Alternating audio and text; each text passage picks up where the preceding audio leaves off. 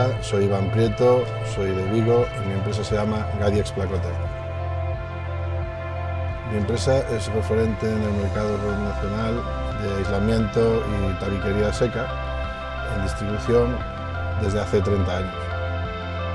El mercado natural de Gadiex es nacional y tenemos 4 almacenes en Madrid, Miranda de Ebro, Vigo y Coruña.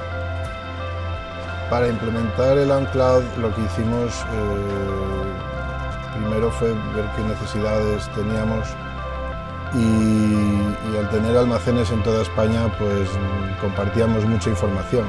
Esto pues muchas veces hacía que hubiese problemas de comunicación, de pérdida de documentos o de documentos que se guardaban en una parte y que no sabíamos dónde estaban. Para implementar esta nueva tecnología lo primero que hicimos fue contratar a una consultoría que analizó cuáles eran nuestras necesidades, exactamente de lo que nosotros pensábamos que necesitábamos, cuáles eran importantes y cuáles no tanto, y luego empezamos a desarrollar el plan de implementación.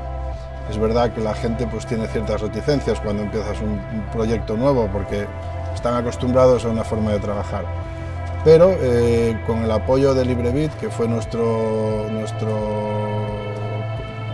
colaborador ya, porque es más que un proveedor, fuimos implementándolo tranquilamente y siguiendo un planning muy claro que ellos establecieron y que funcionó bien, siempre con apoyo y con soporte.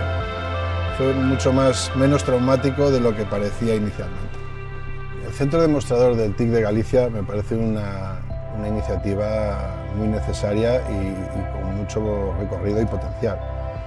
Yo, aunque yo vengo de conocer el mundo de las TIC de una manera, hay mucha gente que todavía tiene muchos miedos y mucha resistencia al cambio para entrar. Entonces esto es un sistema de que la gente pierda ese miedo y que empiece a andar en este camino que yo sinceramente considero que es el único que nos queda, porque no va a haber otra forma de mejorar la productividad de las personas.